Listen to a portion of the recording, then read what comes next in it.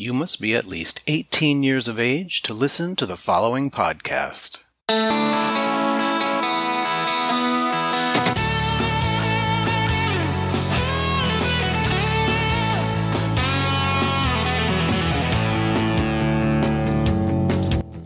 I am Robert Black, and you are listening to Sexual Heroes. My guest for this episode is Richard Wagner, Ph.D., ACS, also known as Dr. Dick. He is a psychotherapist and clinical sexologist in private practice in Washington State. Dr. Dick has been a practitioner of sex therapy and relationship counseling for nearly 40 years. He has also been involved in all sorts of sex education and sexual enrichment projects. One such outlet is his online sex advice column that he's been writing for well over 20 years. During that time, it's been syndicated on a number of sites. His column and library of weekly podcasts can be found at drdicksexadvice.com. He also contributes to several other websites as a guest columnist. He is renowned for his long and short-term seminars and workshops for healing and helping professionals, sexual minorities, as well as those living with and through prostate cancer, and women and men affected by sex abuse. He often speaks in the public forum on policy issues related to religion, human sexuality, aging, death and dying, and the clergy sex abuse scandal. Welcome, Dr. Dick. Thank you for joining me. Well, thank you for having me. It's good to be had. Your credentials, I noticed ACS. Can you explain that for me? Yeah, ACS is American College of Sexology. Oh, tell me more about that. It's an accrediting organization, like the American College of Pediatrics or the American College of Surgeons or whatnot. So this is the American College of Sexology. And since there's no licensure for sex therapists any place in the country, we look to organizations like ACS for accreditation, or I guess accreditation is the best word. Mm-hmm. It's a way to show your specialty. Yes. Why isn't sex therapy recognized as a specialty? Because our culture is completely sex negative. To acknowledge that there is such a thing and that people could suffer from problems surrounding sexuality would be difficult. A lot of the other healing and helping professionals, doctors and psychiatrists and psychologists and things like that, kind of look down on sexuality or sex therapy or sexology as, the bastard child, and that they think that they're much better situated to care for somebody with sexual problems, even though they have no training themselves. So it's just how it is. It's kind of the chiropractic of the behavioral health field. That's right. Exactly that. How did sex become the focus of your career? Did it start there? What happened? What happened to you? What happened? What's wrong with you? What went wrong? Why are you like this? Well, as you know, I was a Catholic priest. In fact, I'm the only Catholic priest in the world with a doctorate in clinical sexology, which explains why I'm no longer in the priestly saddle. I was working in a high school in Oakland, California, back in the mid-'70s. And the religious community I belonged to could no longer staff the high school because we didn't have the vocations. And those of us who were at the high school were offered something else to do for our next assignment. And I wanted to do an upfront gay ministry. And they suggested that I write to the bishops in Oakland and San Francisco, which I did. And neither one of them were supportive. And in fact, they said, if you get too outrageous, I won't hesitate to come in and step all over you. So anyhow, my community said that they would put me forward as a gay minister. And I said, that'd be great. It was odd because the religious community was very conservative. So they said, well, but you have to get another degree because we can't put you forward as Father Wagner interested party. So I said, well, what kind of degree? And they said, how about a marriage, family, and child counseling degree? And I said, well, isn't that the wrong model for gay and lesbians? And they said, find something. And so I found the Institute for Advanced Study of Human Sexuality in San Francisco, enrolled there. Took me 3 years to get through the program, and I wrote my doctoral thesis on the cognitive and affective dissonance of being gay and being a Catholic priest. I wrote about the sexual attitudes and behaviors of gay Catholic priests in the active ministry back in 1981, before there was such a thing as gay priests, and that blew me out of the water. So I was neither fish nor fowl. I could no longer act as a public minister because I was being punished by the church, and I was being silenced by the church, so I couldn't act necessarily as a sexologist. I couldn't write about sex. I couldn't talk about sex publicly and all that kind of stuff. I cleaned houses to support myself. Are you religious today? No, good Lord, no. Not at all. Good Lord. Good Lord, no. No, that was beaten out of me. I fought the church for 13 years before they finally had their way with me. And that was such a brutal experience that I just had nothing. I have nothing more. I have not an iota of religiousness left in me. I'm happy to report. So you were cleaning houses. Yes. With this new degree and knowledge. Yes. And all my clients were delighted that they had a domestic who was a Catholic priest and had a doctorate. So it was part of their cachet. It was kind of fun. So I was really distressed because I worked so hard both to become a priest and to, finish my doctorate. And I did with flying colors, and then it was all taken away in a twinkling of an eye. And so I was pretty depressed. Mm-hmm. But at the same moment, interestingly enough, this was 1981, at that same moment, AIDS began in San Francisco. My attention was immediately switched from sexuality to death and dying because most of my friends died in the first wave of 81 to 85. And nothing in my training as a therapist or priest prepared me for anything about death and dying, which was curious. And so I was completely unawares, and it took me years of going from one death scene to a next to figure it out. And I think I finally did, and started a nonprofit organization that dealt with death and dying, helping people to have a good death, and wrote a book called The Amateur's Guide to Death and Dying, and a children's book called Longfellow in the Deep Hidden Woods, which helps children deal with bereavement and death. And so that has been my great passion since. I still enjoy talking about sexuality. And curiously, the two big problems in our culture, the two big taboos in our culture are death and sex. So well situated. So going into a cocktail party or something like that, I can either clear a room by talking about death or, get people really enthusiastic if I talk about sex. So there you have it. Well, let's talk about sex today. All right, then. We can come back another time maybe and talk about death and dying. Okay. With your credentials, you were able to do therapy, psychotherapy. Yeah. Why not hang a shingle and start doing therapy? I did that next, yeah. In conjunction, death and sexuality were so close together that I was able to jump back and forth, and it worked out really nicely. And then I moved out of San Francisco in 99 and moved to Seattle. And shortly thereafter, I wanted to do more of the death and dying stuff, which there was no money for it. And some friends of mine at the time said, "You know what we should do, Richard?" And I said, "No, what should we do?" And he said, "Well, we should start shooting porn and make a lot of money. And then that money we could filter into your death and dying work." And I said, "Oh, okay, let's do that." And so that's where Daddy-O was born. Okay. And shortly after Daddy-O got started, then I had been, since the late 90s, writing a sex advice column that appeared online at several different places. The first place was gay.com. I don't even know if gay.com is a thing anymore, and then that stopped, and it was picked up by a bunch of other sites, and those would stop, just how the internet was back in the aughts. And then I found that I needed to start my own website. And so I started drdicksexadvice.com. And I think that was in 2007, still going strong today. I still have a private practice. I have a couple clients now. Curiously enough, they're all very remote. There's one in Australia and one in the UK and one in on the East Coast of the US, and keeps me busy, keeps my hand in the game, so to speak, as it were.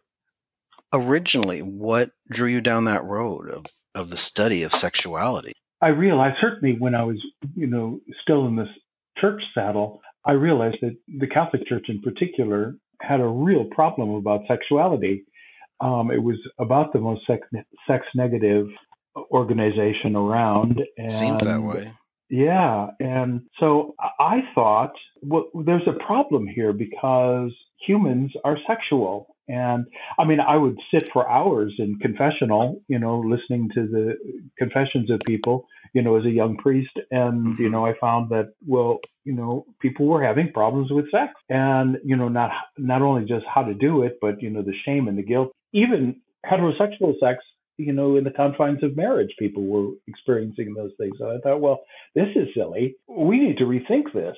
And I thought, well, here I am, a priest, and why not be somebody who starts a new conversation about sexuality? And, I had all the background in theology, so, I thought I would be able to wed those two things together. But they just couldn't handle it. They couldn't handle it. You can't handle the truth. You also have a column featuring reviews of sex toys. I do. DrDickSexToyReviews.com. Is there anything listeners might want to be aware of during this pandemic that might make solo sex more interesting? Because I have this funny feeling there's a lot more of that going on. Oh, gosh, yes.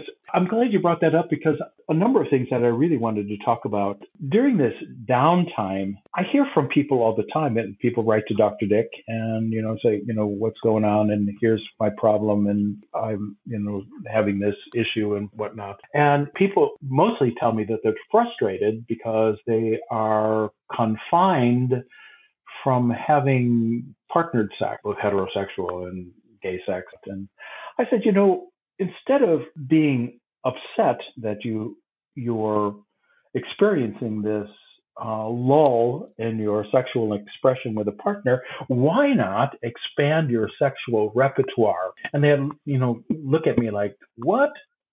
And I said, well, some folks are proficient, not expert by any means, in just one sexual activity. And I think that's really, really sad. There are very few sexual experts, but the proficient folk, let's just say you and me, for example. And I thought, well, if we expanded our sexual repertoire, people who, are decent bottoms, oughtn't they take some time to work on being a good top? Somebody who doesn't know shit from Shinola about being a good cocksucker, wouldn't this downtime be a good time for, learning something about that? And sadly, there's plenty of those. Oh, it's the truth. It's the truth. Even in porn, you're not kidding. Oh my God, it's so distressing. And so anyhow, one of the things that I tell people to do is use the search function in the sidebar of my site, drdicksexadvice.com, using the keyword tutorial. And there is a load of different tutorials. Finessing that ass fuck, a tutorial for a top. Liberating the BOB within, which is big old bottom, within, a tutorial for a bottom. So you want to be a world-class cocksucker? The art of a humble hand job, plug your hole in 3 easy steps, a tutorial about using butt plugs, BDSM for beginners, a former dominatrix guides you and your partner through some SM, eating out at the Y, the finer points of cunnilingus, fair fight training, which is a tutorial for fighting with your partner without killing them. Another thing, even if you watch a lot of pornography, you'll notice that there's very few people who know how to talk dirty. That's Scam me. them, if you ask me. Is that right? Yeah. You don't know how? I'm very quiet. Oh, well, quiet is good, but talking and making no sense or being a cliche is better be quiet, especially since you shouldn't talk with your mouth full anyhow, is my thought. So there's another tutorial called Talk Dirty to Me, the whys and hows of hot oral, AURAL sex. Very clever. Learn some new seduction techniques. And then there's stuff about sex and dating during the coronavirus, 12 video chat tips from women in long distance relationships. There's a plethora of stuff on my website for people who are, looking to expand their sexual repertoire. And toys. A lot of the high-end toys nowadays are Bluetooth compatible. And I have one of those. do you? Mm-hmm. Oh, so maybe you could tell us all about it. Anyhow, so a lot of them, you can use your smartphone and you can interact with a partner on the other side of the globe if you want to. And these people, they can manage your sex toy and you can manage their sex toy, and it's a barrel of fun. And that with Zoom or Skype calls and stuff like that, video chats, there's no reason for feeling poorly about oneself. And learning how to masturbate again. I mean, a lot of the guys that I work with who have sexual problems, erection problems or ejaculation problems and stuff like that, the first thing that we examine is the way they masturbate. And almost inevitably, you find that the guy with the problem grabs his dick and beats it like it owes him money, and with a death grip. And I'm going, well, holy mackerel! You're gonna have a problem with partnered sex. And now, if you don't have it already. Would this person in therapy be showing you, or he's talking about it? Talking about it. Oh, okay. I mean, some people want to show me, which, if up for that, that's fine and dandy with me. Okay. So learning how to masturbate in a sort of way that will facilitate really good partnered sex later, or learning to incorporate your whole body into your masturbation. I mean, I understand that there's, masturbation that, to relieve sexual tension, you do it in the toilet and, and you're done in a couple minutes. But, that shouldn't be the extent of your masturbation, it seems to me. Why not spread that sexual energy around? And people who have a phobia about other parts of their body, their armpits, their asshole, or whatever it is, this is the time for sensitizing their body parts and with something pleasurable that they already know all about, and that's masturbation. I won an award for masturbating. Did you? I did. I would not second guess that. You were a champion. Tell me about Daddy-O. I understand the inspiration for it now. Did you have any thoughts about how you would carve your niche in the market? I did, because, when my friends said, we should start shooting porn, I said, well, I'd do that, but it has to be really sex positive porn, or, it would undercut all of my adult life's work so far. And that was a difficult thing because there wasn't such a niche like that in the industry beforehand. I wanted to make sure that I captured the whole sexual experience. Like I never, you knew this as well as any, because you worked with us, but I insisted that we shoot real sexual response, not posing people, let them, interact for a bit, and then pose them another way and let them interact a bit. I didn't do that. I said, let the cameras roll. You guys have sex and it'll be our job to catch it. And if we fail, it's our failure, not your failure. So you guys go at it and pretend like we're not here, which is a very difficult thing, as you know. And that was the thing. And so, we never did intense close-ups. What's the purpose of, seeing a dick and an asshole like, 2 inches away? I mean, is that how? I never understood that. Honestly, I didn't. A reviewer said to me once, he said, your movies, you show a lot about the person's face, and you don't show, that they're getting penetrated. And I said, you know what?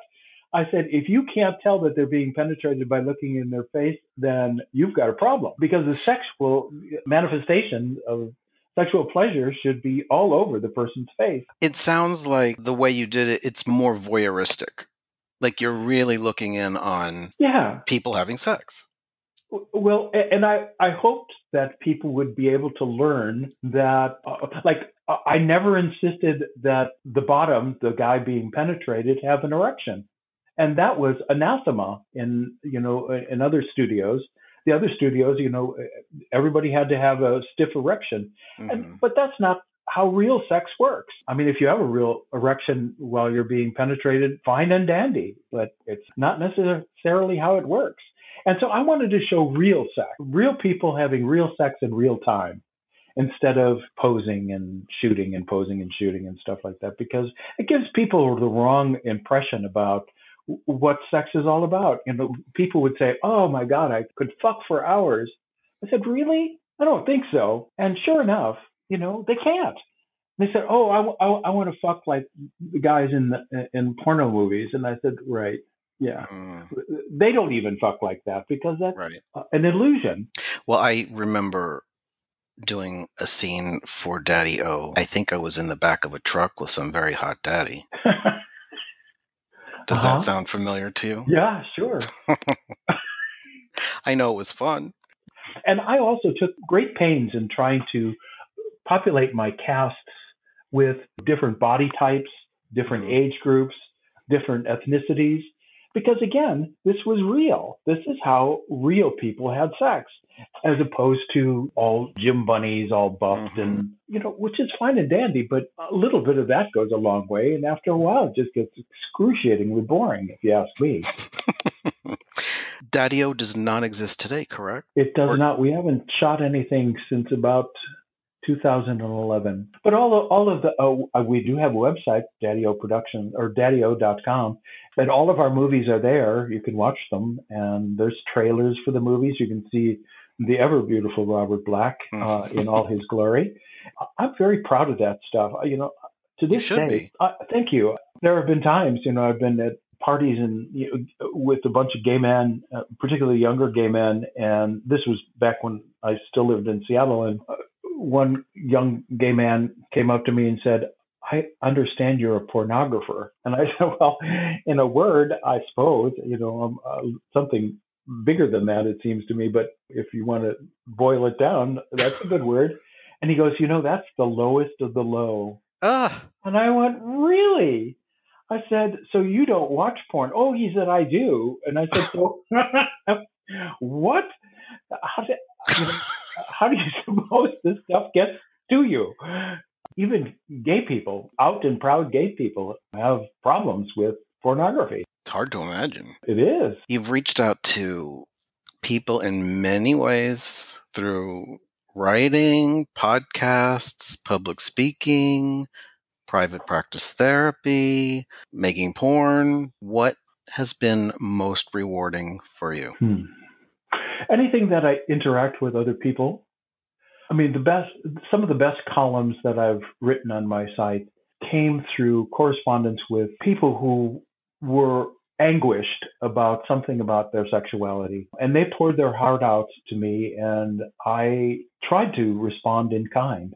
And that was the best part of shooting porn, was interacting with professional people like yourself, Robert, who were proud of what they did and who they were. I wanted to give them a forum in which to express themselves in the best possible way.